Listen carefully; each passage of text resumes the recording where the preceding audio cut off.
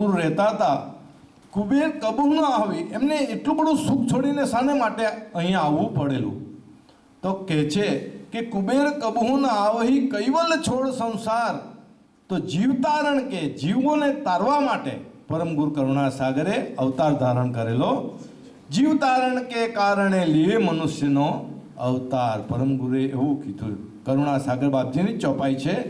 કરુણા સાગર બાપજીએ ગ્રંથમાં કહેલી વાત છે. તો કૈવલ કરતા એમને આદેશ કીધો કે જાઓ પૃથ્વી પર, કેટલા યુગો થયા મારા અંશ મારાથી વિખૂટા પડેલા છે, તે હજુ સુધી મને મળ્યા નથી, તો તેને તમે લઈ આવો. તો એક ચોપાઈ છે એમના આગળની, કુબેર સ્વામી એમનું કેમ નામ પડેલું તેની વાત કરીએ. પરમ પુરુષ નિજ હુકમ કે तुरत दरे सिर में, करता की न क्यों बेरब जब ते नाम कुएर. પરમ પુરુષને જે હુકમ કે, પરમ પુરુષ એટલે જગતના માલિક કૈવલ કરતા એ પરમ પુરુષ કહેવામાં આવે છે. પરમ પુરુષ રૂપ નિજ કૈવલ કરતાના હુકમને મેં તુરત જ મારા શિર પર ધારણ કર્યો. કૈવલ કરતા એમને આદેશ કર્યો કે જાઓ પૃથ્વી પર અને બધા લોકોને તમે ચેતાવતા ચેતાવતા પૃથ્વી પર જાઓ અને પૃથ્વીના લોકોને પણ તમે ચેતાવીને મારી પાસે લઈ આવો. તો પરમ પુરુષ રૂપ નિજ કૈવલ કરતાના હુકમને મેં તરત જ મારા શિર પર ધારણ કર્યા બાદ તે કરતાએ કહ્યું કે હવે ક્યો બેર, એટલે ક્યો બેર એટલે વાળ શાને માટે લગાવે છે? ક્યો બેર એટલે શા માટે વાળ લગાડો છો? તેથી મારું નામ કુબેર સ્વામી રાખવામાં આવેલું છે. ક્યો બેર, હવે જગતના લોકોને તારવા માટે હવે વાળ શાને માટે લગાડો છો? તરત જ મારો હુકમનું પાલન કરો. એમ કૈવલ કરતાએ કુબેર સ્વામીને એમને કરુણા પરમ ગુરુને હુકમ કર્યો. એટલે ક્યું બેર, વાળ શાને માટે લગાડો છો? એટલે એમનું નામ કુબેર સ્વામી રાખવામાં આવેલું છે.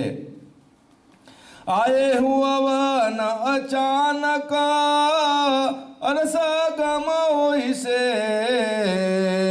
खुद के खर संदेश में क्यों कर बेर कुबेर. દિવ્ય પરમ ગુરુ કહે છે કે ત્યારબાદ હું અંતરિક્ષથી અગમ માર્ગે એકદમ પૃથ્વી પર આવ્યો છું.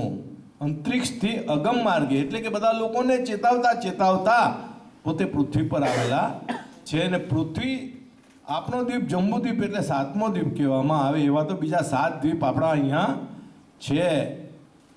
7 દ્વીપ, સાલમ દ્વીપ, બધા એવા પાલકી દ્વીપ, એમ કરીને 7 દ્વીપ આપણા અહીંયા પૃથ્વી પર આવેલા છે.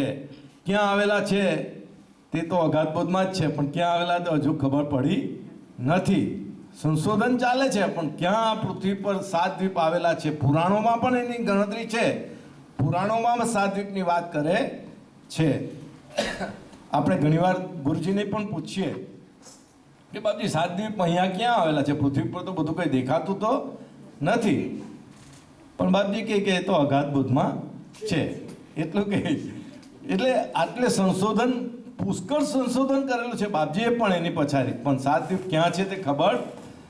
પણ આપણો આજે જંબુદ્વીપ જે છે તે 7મો દ્વીપ છે ને ત્યાં પરમ ગુરુ પ્રગટ થયેલા છે. તો આપણી જે પહેલી મૂળ ચોપાઈ કે કુબેર કબહુ ના આવહી કૈવલ છોડ સંસાર.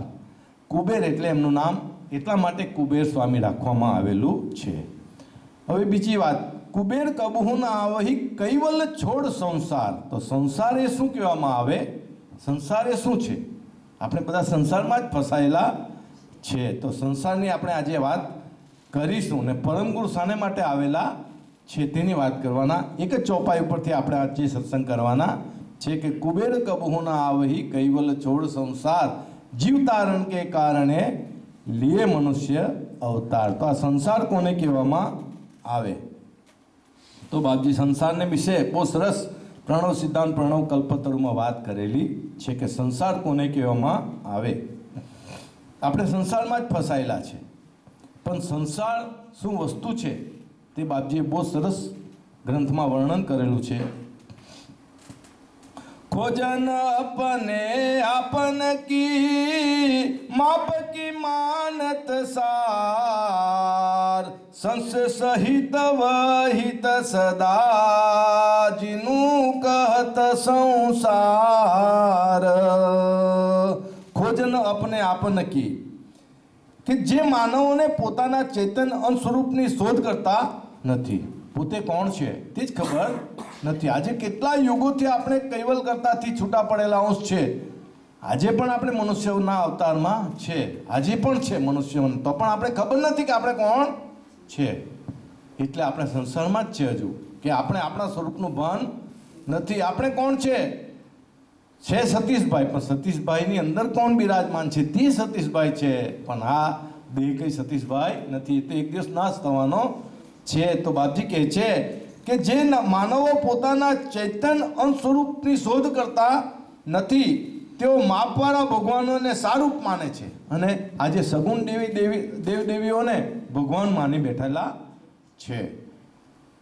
એટલે માપ કી માનત સાર, એટલે કે જે માપવાળા ભગવાનોને સારૂપ માને છે, કૈવલ કરતા તો અમાપ છે, એની કોઈ ગણતરી આવે એવી નથી। આ જે અવતાર લઈને આવેલા જે છે તેને બધા ભગવાન માની બેઠા, તો એવા સંશયો સહવર્તમાન જે સર્વદા વહ્યા કરે છે, એટલે એવા સંશયો સાથે આ દુનિયાનું ગાડું ચાલ્યા કરતું છે ઘેટાના ટોળાની જેમ।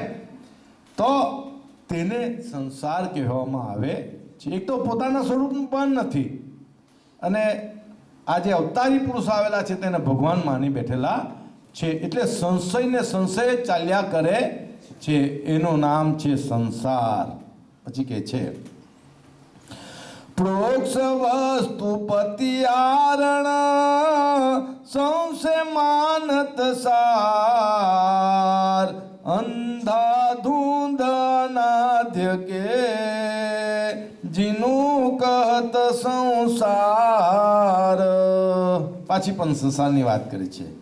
પ્રોક્ષ વસ્તુ પત્યારણ, પ્રોક્ષ વસ્તુ સંશયવાળી હોવા છતાં તેને સારૂપ માની માનવો તેમાં વિશ્વાસ રાખે છે। પરોક્ષ વસ્તુ, પ્રત્યક્ષ વસ્તુ દેખાડતા નથી, પરમ ગુરુ કરુણાસાગર બાપજી તમને પ્રત્યક્ષ વસ્તુ બતાવે છે। આ પરોક્ષ વસ્તુ તમારું કલ્યાણ થયે, તમને આમ થયે, મોક્ષ મળે, પણ મોક્ષ મળતો નથી। પરમ ગુરુ કરુણાસાગર બાપજી કહે કે હું તમને ખાતરીપૂર્વક મોક્ષ કરાવી આપું, તો પરમ ગુરુના વચનો માનતા નથી ને બીજાના જે વાત કરે પ્રોક્ષ વસ્તુ જે સંશયવાળી જે છે તે સંશયવાળી હોવા છતાં તેને સારૂપ માની માનવો તેમાં વિશ્વાસ રાખે છે।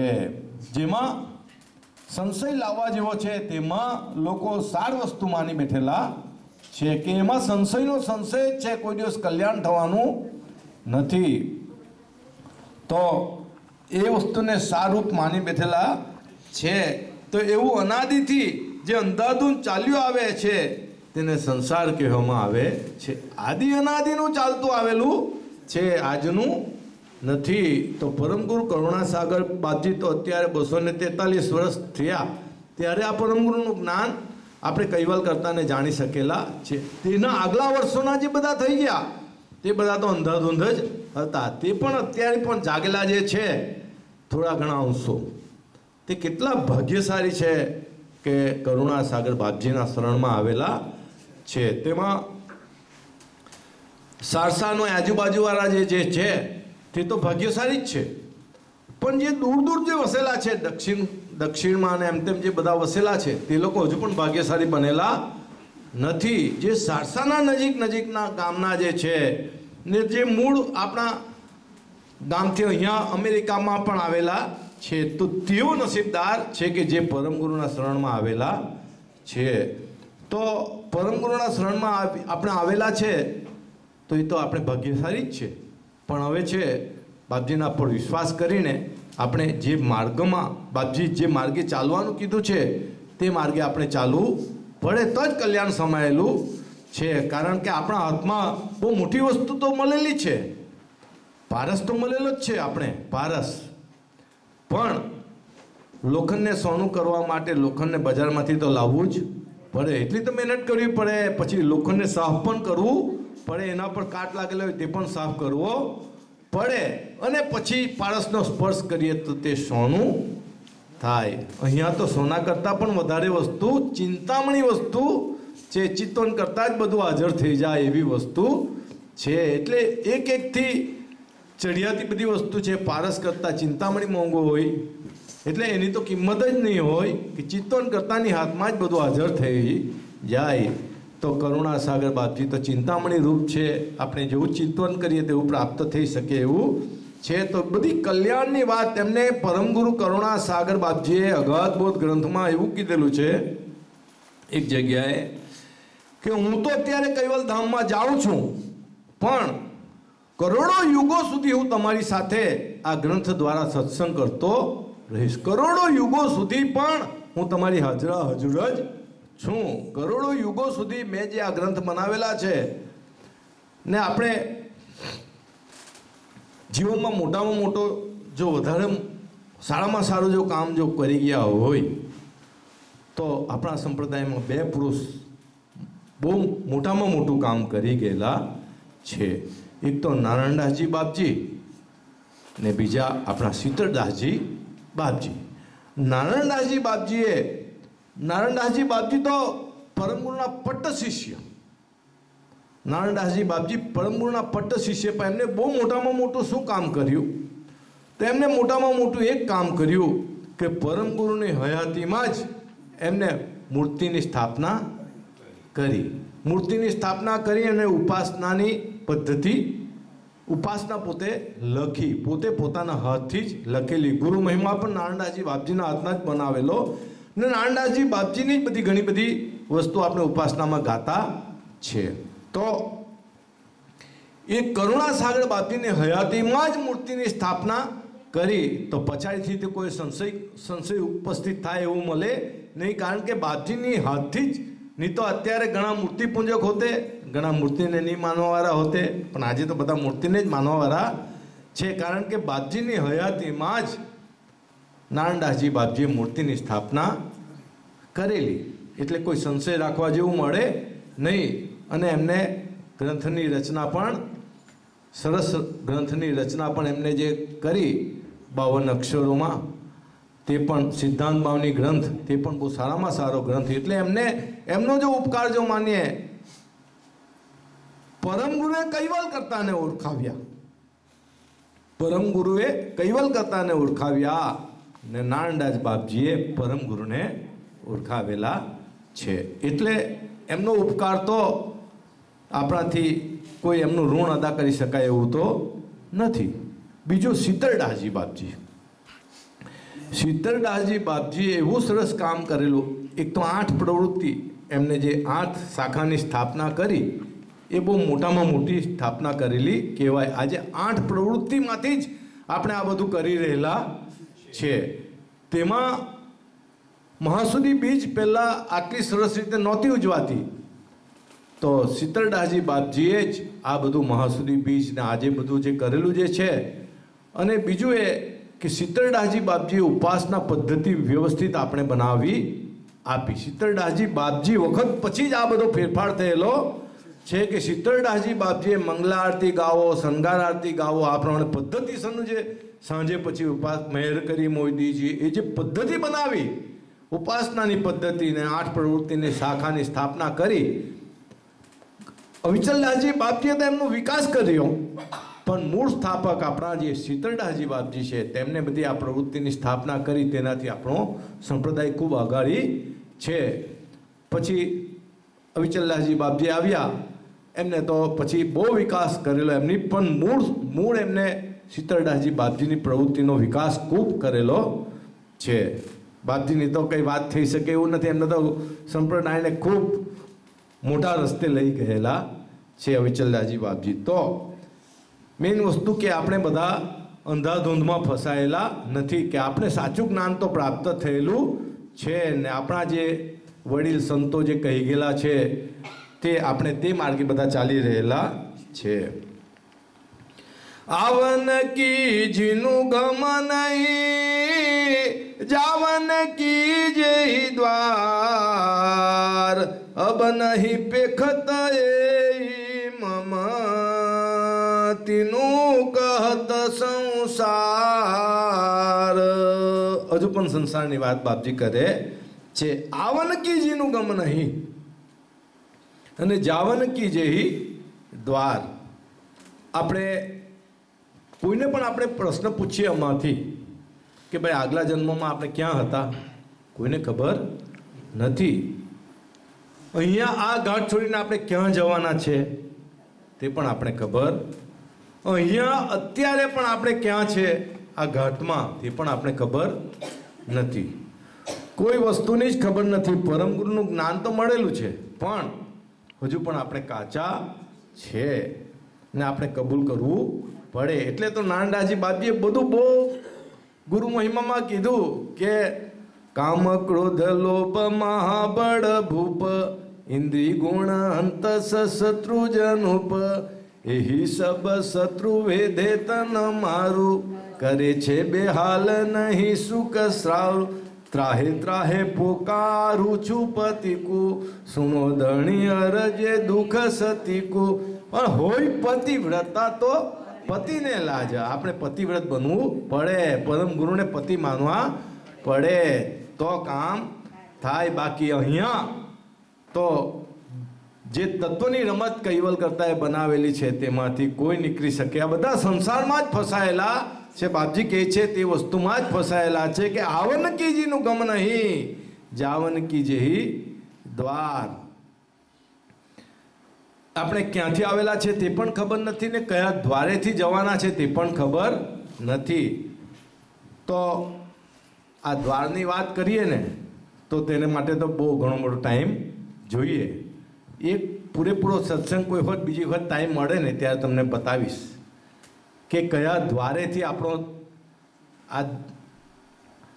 આપણા શરીરમાંથી નીકળીએ જ્યારે પ્રાણ નીકળે ત્યાં 4 દ્વાર હોય છે. 4 દ્વાર. એક તો તાલુકાનો દ્વાર હોય છે, યોગી પુરુષો તે છેડીને નીકળી જાય. એક આંખ દ્વાર હોય છે, આંખ દ્વારા જીવ જાય. એક મુખ દ્વારા જીવ જાય અને ચોથું ગુદા દ્વારા જીવ જાય. ઝાડો પેશાબ થઈ જાય તે ગુદા દ્વારા ગયેલો જીવ કહેવાય. આ પ્રમાણે 4 દ્વારમાંથી જીવ જાય તો જીવ ક્યાં ગયેલો છે તે ખબર પડે. આખી બધી વાત નહીં કરીએ તો ઉત્તમમાં ઉત્તમ વાત એક છે કે જાગ્રત અવસ્થા હોય ને પ્રભુનું નામ સ્મરણ કૈવલનું નામ પરમ ગુરુનું ધ્યાન કરતાં કરતાં જેને જીવ આંખ દ્વારા ગયો હોય એટલે એની આંખ ખુલ્લી રહી જાય અને જાગ્રત અવસ્થા હોય તો એ કૈવલધામને પ્રાપ્ત થાય. આ એક શોર્ટ વાત કરી. પછી મુખ દ્વારા ને તાલુકા દ્વારા ને જે બીજી બધી વાત કરવાની છે તો એક દિવસ આપણે એવો સત્સંગનો પાછો લઈશું કે જેમાં 4 દ્વારમાંથી નીકળેલો જીવ ક્યાં જાય છે તેની આપણે વાત કરીશું. અત્યારે એનું સાઈડ પર રાખીએ કારણ કે એમાં ઓછામાં ઓછું 1.5 કલાક તો જોઈએ. તો આવન કીજીનું ગમ નહીં, હું ક્યાંથી આવ્યો છું અને કયા દ્વારે થઈને જવાનો છું અને હું કોણ છું તે પણ ખબર નથી. એવા જ્ઞાનની જે માનવોને અત્યારે માનવ શરીર પ્રાપ્ત થયા છતાં જાણ્ય નથી તેને સંસાર કહેવામાં આવે છે. 7 ભાઈઓ નદી કિનારે નદીમાંથી પેલા સામે પાડ જવાના હતા. 7 ભાઈઓ નદી કિનારો ઓળંગીને એટલે કે નદીમાંથી જ સામે પાડ જવાના હતા. તો બધાએ ગણતરી કરી આપણે કેટલા છે તે પહેલાં ગણી લઈએ. એમાંથી કોઈ જો નદીમાં તણાઈ ગયું તો તકલીફ પડે એટલે આપણે પહેલાં આપણે ગણી લઈએ. એટલે પહેલાં 7 જણાએ પોતપોતાની રીતે ગણી લીધું. પછી ત્યાં સામે કિનારે બધા પહોંચી ગયા સહી સલામત. પછી ગણવા લાગ્યા તો 6 જણા 1 2 3 4 5 6 જણા. એમાં તો 7મો કાં જતો રહ્યો. પોતે પોતાની જાતને ગણતો નથી એટલે ગૂંચવાડો ઉપસ્થિત થાય છે. તો કોઈ મહાપુરુષ આવ્યા ત્યાં કે તમારામાંથી કોઈ ગાયબ થયેલું નથી બતાવે છે.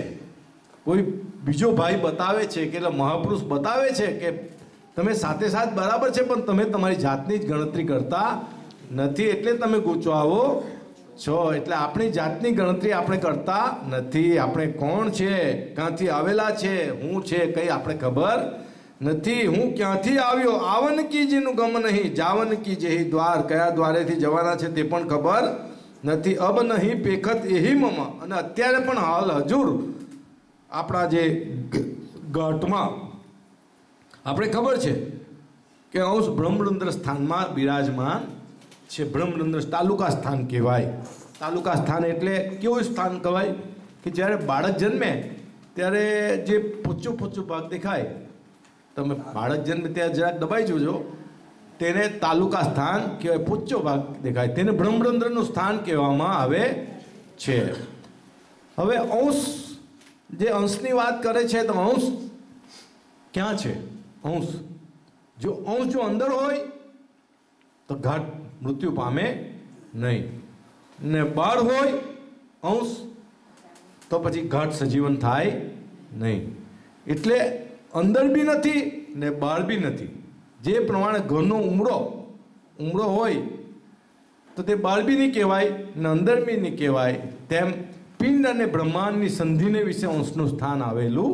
પિંડમાં બી નથી અને બ્રહ્માંડમાં પણ નથી, એની સંધિને વિશે અંશનું સ્થાન આવેલું છે. તો તેને આપણે શોધવાનો છે. આપણા ધ્યાન કરતી વખતે બાપજીએ ચોપાઈ લખેલી છે કે મકર તાર દોરી દમ શ્વાસા, તા મધ્ય કૈવલ હંસ નિવાસા, સો હંસા આપનું નિજ આપું, દર્શ પરે તેહી ધ્યાન પ્રતાપું. મકર તાર દોરી દમ શ્વાસા, આ જે દમ શ્વાસ જે છે તેની મધ્યમાં એનું સ્થાન આવેલું. મકર તાર દોરી દમ શ્વાસા, તા મધ્ય કૈવલ હંસ નિવાસા, સો હંસા આપનું નિજ આપું. તે તમારું સ્વરૂપ છે. આપનું નિજ આપું, તમારું પોતાનું સ્વરૂપ. આયમ પોતે, એમ કે ને આયમ પોતે, તે આયમ પોતે તું છે. તે મકર તાર દોરી દમ શ્વાસા, તા મધ્ય કૈવલ હંસ નિવાસા, સો હંસા આપનું નિજ આપું, દર્શ પરે તેહી ધ્યાન પ્રતાપું. તે ધ્યાનના પ્રતાપે તમને ઓળખાય એવું છે. કરુણાસાગર બાપજી કહી ગયા કે ભક્તજનોએ 48 મિનિટ ધ્યાન કરવું જોઈએ. હવે 48 મિનિટ કરવું જોઈએ, ધ્યાન કરવું જોઈએ, પણ બાપજીએ વળી એમાંથી શોર્ટકટ કરીને એક માળા તો કમસે કમ કરવી જ જોઈએ, અમર મંત્રની માળા. પણ અમેરિકામાં તો એક માળા બી કરવી હોય તો ટાઈમ કોની પાસે છે એ ઉપસ્થિત, તે તકલીફ પડી જાય છે. ઉપાસના કરવાનો ટાઈમ નથી તો ધ્યાન કરવાનો તો કેવી રીતે ટાઈમ હોય? તો કરુણાસાગર બાપજી કહે છે કે તો તમે સંસારમાં જ છો, જો સંસારમાંથી બહાર નીકળી શકેલા નથી. તો જે મંગલા આરતી, શૃંગાર આરતી, ઘણીવાર આપણે એવું કરીએ કે થોડું ધ્યાન કરીએ અને પછી આપણે આપણી પ્રવૃત્તિમાં લાગી જઈએ. ઘણા પોતે ટ્રેનમાં જતા હોય કે ગાડીમાં જતા હોય તો ગાડીમાં પણ ઉપાસના તો થઈ શકે. આપણી જો મનની મક્કમ હોય, મનથી મક્કમ હોઈએ તો આપણે ગાડીમાં પણ ઉપાસના કરી શકીએ. પણ આપણી જે ઉપાસનાની બુક હાથે રાખવાની, કાં તો પછી ઉપાસના મોડે કરી દેવાની. બેમાંથી સાંજની પણ ઉપાસના થઈ શકે. એક માળા તો કમસે કમ અમૃત મંત્રની કરવી જ જોઈએ. એકચ્યુઅલી કરુણાસાગર બાપજીએ કીધું છે કે 48 મિનિટ ધ્યાન ભક્તજનોએ કરવું જોઈએ. સંતોને માટે તો અઢી કલાકની ધ્યાન કરવાની વાત લખેલી છે. અને જે સામાન્ય ભક્તજનો હોય તે કૈવલનો જાપ જપે. એટલે કે એ જે વાત કરી છે ને, ગામડાના લોકો જે અભણ હોય ને તેને માટેની પણ વાત કરેલી છે કે જેને કંઈ બહુ વાંચવા લખવાનું બહુ આવડતું પણ ના હોય તે કૈવલનો જાપ કરશે તો તે પણ પાવત ગતિ સર્જન કી, તો તે પણ સર્જનહારની ગતિને પ્રાપ્ત કરશે. પણ મુખ્ય મુદ્દાની વાત, આખી જીવન આપણે ભક્તિ કરીએ તો છેલ્લી ઘડી સચવાય. નહીં તો આપણે એમ કે ચાલ છેલ્લી ઘડી સાચવી લઈશું એટલે આપણું કલ્યાણ થઈ જશે. પણ જ્યાં સુધી આખું જીવન આપણે ભક્તિ નહીં કરીએ તો છેલ્લી ઘડી સચવાય નહીં. પછી કરુણાસાગર બાપજી કહે છે કે 84 के जन्म मरण में યુગન યુગન વહી જાય, ऐसी कष्ट सहो पण हमसे मिलो नहीं क्यों आई। 84 जन्म मरण में युगोना युगो तमारा वही जसे। આવું કષ્ટ ભોગવા છતાં તમે મારા શરણમાં કેમ આવતા નથી? તો આપણે કરુણા સાગર બાપજીની જે વાત જે છે તે આપણે ગંભીરતાપૂર્વક વિચાર કરવી જોઈએ. કેમ કે એક દિવસ તો બધાનું જ મૃત્યુ થવાનું છે. હું કે તું કે કોઈ પણ જવાનું જ છે. પણ આ બધું જે કરવામાં આવે છે છેલ્લું જે અંતિમ ઘડી સાચવવા માટેનું જ છે. છતાં પણ કરુણા સાગર બાપજી તો એટલા બધા વચન આપેલા છે કે ही मरम में रोतन जब लगी रखो रखाय तब न तलु तुम पास थी रहू अखंड सदाय। જે આ મેં જે તમને જે રહેણી કરણી પારવાની કીધી, એ જે મર્મની જે વાત કીધી તે તમે પાડશો તો ही मरम में रोतन, તો મારું સાક્ષાત શરીર હાજરા હાજર જ ही मरम में रोतन जब लगी रखो रखाय तब न तलु तुम पास थी रहूं अखंड सदाय। તમારી પાસે અખંડ રહીશ. તબ ન તલુ તુમ પાસ થી, તમારી પાસેથી હું હટીશ નહીં ને તમારી પાસે ને પાસે જ રહીશ. આવું પરમ ગુરુ વચન આપેલું છે. હું ભલે કૈવલ ધામમાં હોઈશ પણ તમે મને હૃદયપૂર્વક પુકાર કરશો ને તો હું તમારી હાજરા હજુર છું. બાપજી તો બધા એટલા બધા વચનો આપેલા છે. તિલક સે તુમ રખો અભ્યાસુ तो हम सदा तुम्हारी पासूं। તે લક્ષના અભ્યાસમાં જો તમે રહેશો એટલે કૈવલ કરતા જે લક્ષ આપેલો છે, કૈવલ કરતા લક્ષ એક જ બે જ વસ્તુનું કીધું કે પ્રગટ જાપ કૈવલ મુખ જપઈ અમર મંત્ર ગુરુ ધ્યાન ધરપઈ। પ્રગટ જાપ કૈવલ કૈવલ જપવાનો છે. એટલે હળતા ફરતા જે આપણે જે આ તુલસીદાસજીએ જે ધૂન બનાવેલી છે બહુ સરસ છે. તે એ વસ્તુને જ આપણે કરવાની છે કે જય કૈવલ જય જય કૈવલ જય કૈવલ જય જય કૈવલ જય કૈવલ જય જય કૈવલ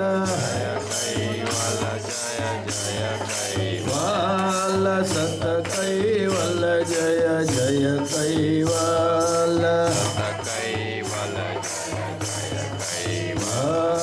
શ્વાસે શ્વાસે સત કૈવલ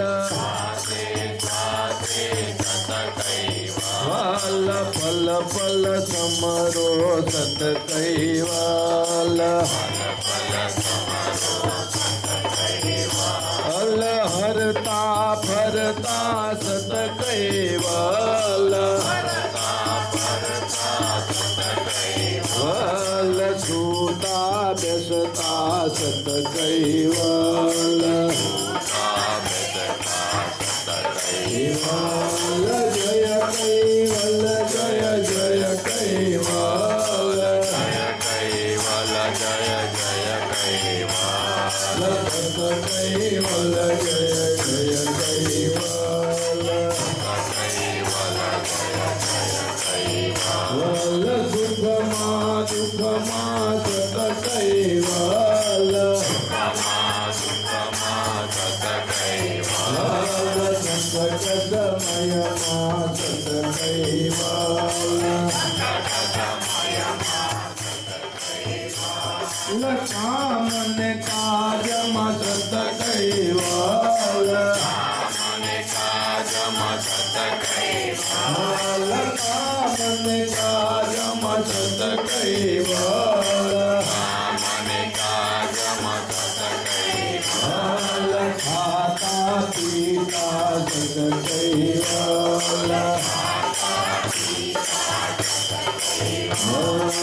રાત દિવસમાં સત કૈવલ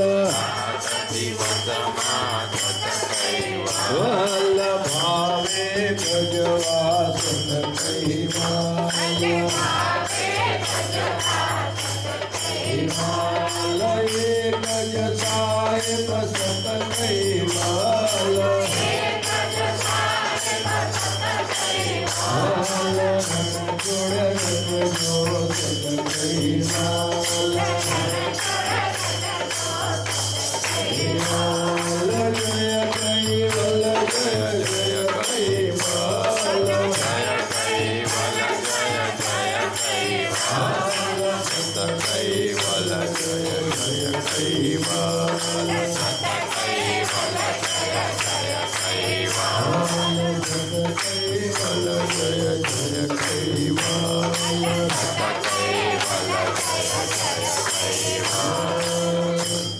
એમ જે જે કાર્ય કરતા રહેવાનું આપણે કૈવલ કરતા